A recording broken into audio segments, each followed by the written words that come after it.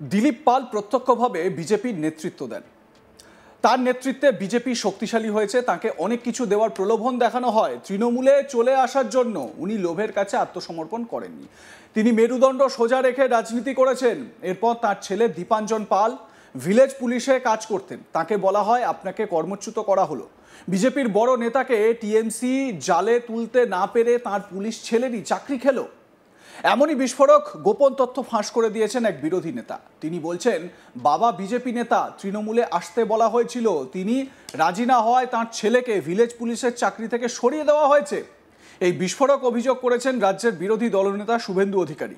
বৃহস্পতিবার পূর্ব মেদিনীপুরের নন্দীগ্রামে দলীয় কাজে গিয়ে সাংবাদিকদের মুখোমুখি হয়ে শুভেন্দু বিস্ফোরক অভিযোগ করেন। তিনি বলেন দিলীপ পাল 2018-19 সাল থেকে প্রত্যক্ষভাবে বিজেপির নেতৃত্ব দেন।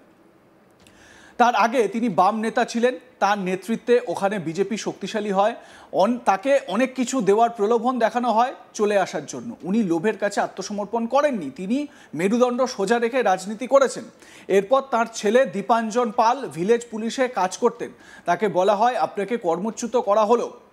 মেসেজ দিয়ে তার ডিউটি অফ করে দেন নন্দীগ্রাম 2 নম্বর ব্লকের রেয়াপাড়া ফাঁড়ির ইনচার্জ। এই দীপাঞ্জনকে বলা হয় ডিউটিতে আসা যাবে না। আমরা এটা জানার পর দিলীপ পালের সঙ্গে কথা বলি। দিলীপ পাল বলেন আমার কাছে প্রস্তাব ছিল বিজেপি ছেড়ে তৃণমূলে যোগ দিতে হবে, আমি রাজি হইনি বলে আইপ্যাক পূর্ব মেদিনীপুরের এসপিকে দিয়ে এটা করিয়েছে। শুভেন্দু অধিকারী কি অভিযোগ করছেন শুনুন। প্রত্যক্ষভাবে ভারতীয় জনতা পার্টির নেতৃত্ব করেন। তার আগেও তিনি বামপন্থীদের বড় নেতা ছিলেন। তার নেতৃত্বে ওখানে বিজেপি সংগঠন শক্তিশালী হয়। তাকে বলা হয় যে আপনাকে আমরা এটা ওটা XYZ অনেক কিছু দেব, আপনি চলে আসুন। উনি আদর্শগতভাবে রাজনীতি করে এসছেন চিরদিন। লোভ লালসা চাওয়া পাওয়ার কাছে আত্মসমর্পণ করেননি। তিনি ওনাদের প্রস্তাবে রাজি হননি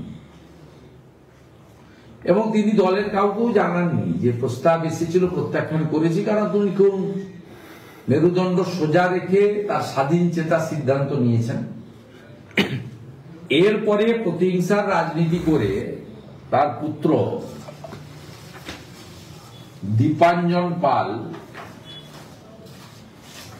ভিলেজ পুলিশে কাজ করত আহমেদাবাদে। তাকে বলা হয় যে আপনাকে কর্মচ্যুত করা হলো এবং একটা হোয়াটসঅ্যাপ মেসেজ দিয়ে তার ডিউটি অফ করে দেন।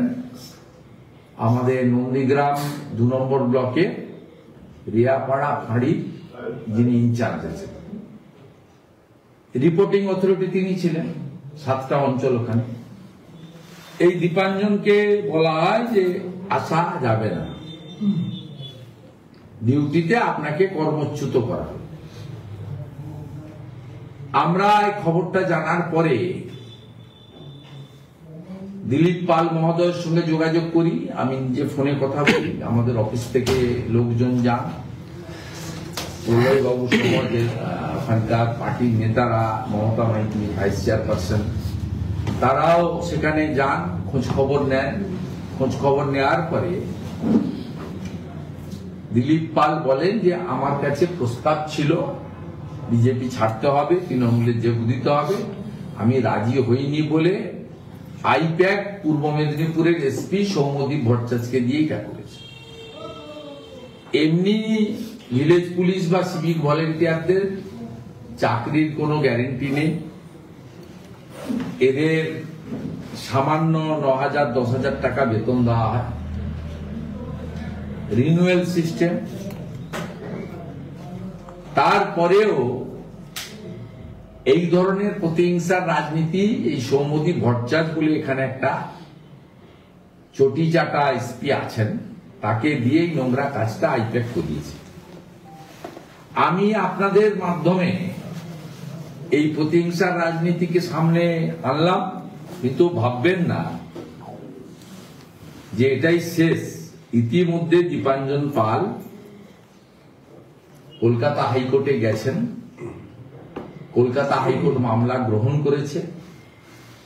আমরা আশাবাদী আগামী সপ্তাহে এই মামলা উঠবে এবং গোটা রাজ্যের মধ্যে মুখ্যমন্ত্রী মমতা ব্যানার্জিকে হারানোর নন্দীগ্রাম এক্ষেত্রেও নজির সৃষ্টি করবে, এটা আমি বিশ্বাস করি, আইনের উপর পূর্ণ ভরসা রেখে। আর যতক্ষণ পর্যন্ত আইনের মাধ্যমে এই লড়াইতে দীপাঞ্জন বা দিলীপ পাল না জিতছেন, ততক্ষণ পর্যন্ত ওই সামান্য অর্থ রাজ্য সরকারের, মমতা ব্যানার্জির ব্যক্তিগত অর্থ নয়।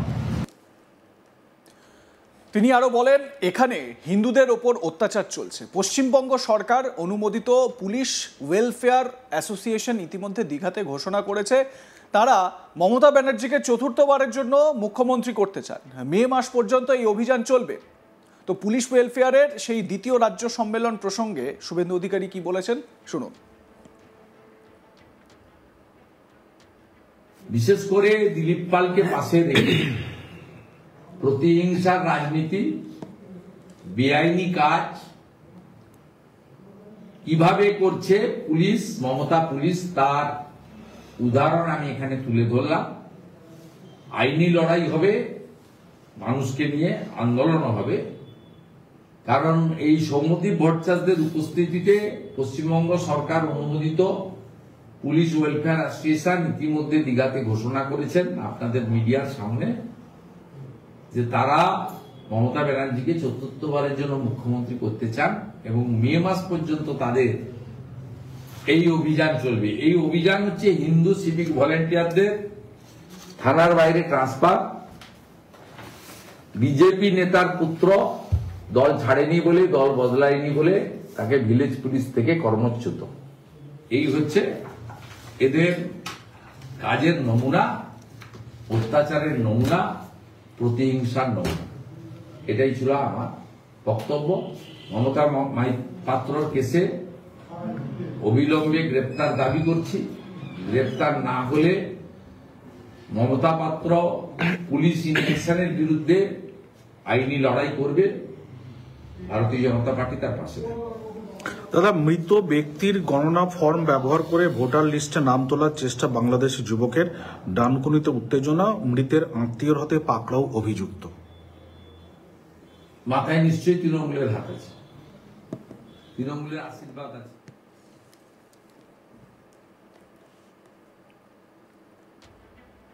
লাইক, কমেন্ট, শেয়ার করতে ভুলবেন না। দেখতে থাকুন আজ তাক বাংলা। সাবস্ক্রাইব করুন আমাদের ইউটিউব চ্যানেলটি, বেল আইকন প্রেস করুন নোটিফিকেশন পেতে।